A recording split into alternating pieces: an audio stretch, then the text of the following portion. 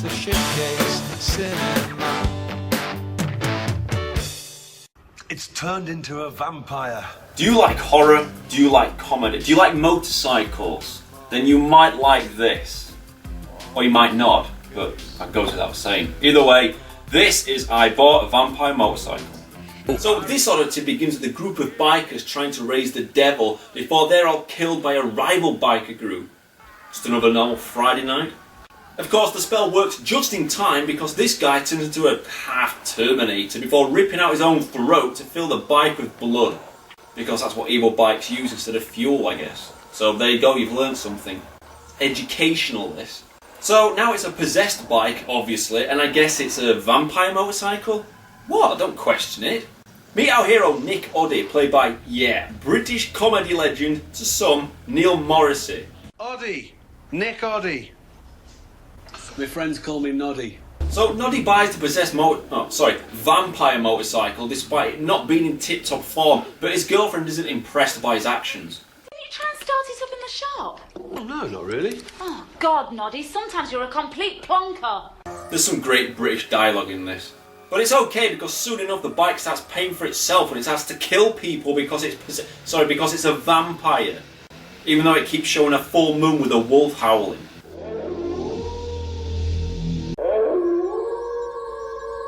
Doesn't quite sound the same, does it? I bought a werewolf motorcycle.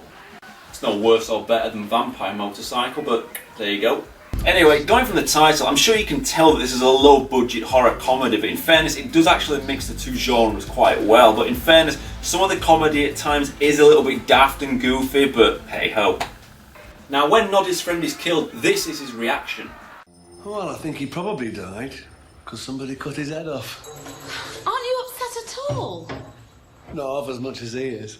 Brilliant wit there, knobhead. Oh, look at that, a funeral procession with bikes and the coffin sticking out. That sums up this film perfectly. Now, throughout the film, I don't think I've heard anyone moan and have a go at a vampire motorcycle as much as Noddy does. Oh, for Christ's sake. Right, you bastard. Damn it, I parked it right there! You bastard! Take this! I've never heard anybody have a go at a vampire motorcycle anyway, so he wins hands down. Well done, lad. Moving on, the Hells Angels rock up and stumble across Noddy's bike again. It's like a magnet or something. But of course, if they didn't stumble across him again, then the film wouldn't be progressing, so whatever. Does anyone else get that reference there? Well, whatever. And who cares, because now we get to see Neil Morrissey fighting bikers in a pub. Just check this out. Sweet dreams, shitheads! Oh yeah, you tell him, boy. So he fights one guy while his girlfriend Kim manages to constantly battle off 9 other bikers. What do you do after a pub brawl? Yeah, you naturally go down to the local Chinese for some grub. But when the vampire bike goes mental and tries to kill Kim, it naturally gets scared when it sees a cross. Perhaps it is a vampire and the title isn't lying to us. I mean, if you tell people you've got an evil motorcycle, people say that's lame. If you tell people you've got a vampire motorcycle, the brains explode at the sheer shiteness of it and they say, hey, that is some major repugnant shit, let's go watch it. So, I guess it works. The movie really is, for all intents and purposes, a very meat and potato kind of basic setup. Biker buys a bike, bike is evil, biker kills people, biker must defeat his bike. I suppose it's the same setup as Christine, except you have a bike instead of a car. But it's similar, you've got a loser buying a vehicle instead of a biker, the main guy getting accused of murdering people while it's his vehicle going around doing all the killing. Maybe original ideas did die out years ago. So when all the Hells Angels are killed by a bike in laughable Monty Python fashion, I mean seriously, look at this. All that is missing here is the bike having a voice and saying, look you stupid bastard, you've got no arms left. It's that kind of goofy dialogue that would fit in perfectly here. Now here's my top 10 random moments. Number 1, saying the word garlic sends the motorcycle insane. Garlic prawns. Yeah, alright. Make sure it's got loads of garlic. Yeah. And, portions of garlic prawns. Guess it must be a vampire after all. Number 2, a road sign with a cross on it will stop the vampire motorcycle from chasing you. Number 3, the police line up dead biker heads in a line. Nuts. Number 4, vampire bikes can see, and if you don't believe me, here's some POV shots so you do believe me. Number 5, an old man is almost run over by bikers. Bloody hooligan! Then he's knocked down by a car. Later on, he's out in the middle of nowhere at night time, avoids getting hit by the vampire bike, then a cop car runs into him. What's wrong with the nurse? Is she fucking blind and deaf, or just hate old people? Number 6, Neil Morris's ponytail. Number 7, Neil Morrissey. Number 8, the vampire bike can command doors to open so it can park itself up at night.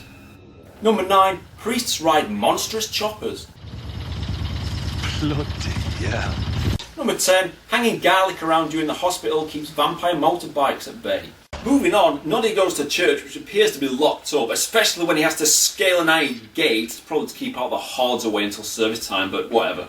Cause it's open and our main man goes to confession. It's turned into a vampire. Whoa, whoa, whoa, hang on a minute, when did this happen? Sure, you might think he's possessed, but a vampire? Why? So naturally the priest agrees to go along and take a look at the vampire bike, oh yeah, and hopefully kick ass for the Lord. It doesn't want to go into the light. Rubbish! Still stuck on something.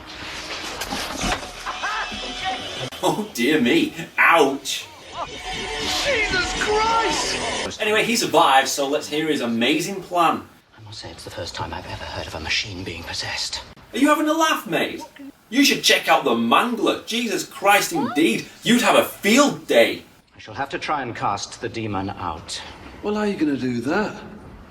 Well, we know this demon is a vampire. What? How do you know? Oh, just go along with it. Right. Let's go and kick some bottom. But oh no, the vampire can make other vehicles break down. How about that? Where does it get its awesome powers from? So anyway, they jump on a bus and run down to Noddy's house, hoping to get the exorcism done in time before the sun goes down. But look at the speed of the sun. What? Does the vampire control that as well? Well, I reckon it bloody does, because the rest of this film makes no sense one iota. So is this the big finale? Hell no, but it's still an amusing scene nonetheless. So the best thing to do is recite a never-ending exorcism. I mean, I honestly think they're trying to mimic the actual Exorcist. But anyway, the priest gets attacked and crucified. Then a second later, he's clearly had his Weetabix because he's up and about reciting more shite. Then the bike just turns full on evil, and now we can finally get to the ending. Oh, and apparently the motorbike is no longer a vampire. Don't you understand? It's possessed by the devil. Oh dear. Are you sure you haven't been on the communion wine, Father? Watch it, my son. Whether this is good for our main man, I don't know. Who knows? Who cares? But let's find out anyway. So the vamp or devil motorbike tracks down Kim at the hospital. Why? Don't ask me. And I don't know about you, but I prefer to actually run away and survive and not stand around waiting to die like this amazing talented actress does. Best death ever. Not, you stupid bint! What's going on? It's bloody obvious to me what's going on unless you've got vampire stroke devil motorbikes breaking into the hospital and killing Oscar-winning actresses on a daily basis. Man alive. Now there's only one man who can save the day. No, not this stupid bastard.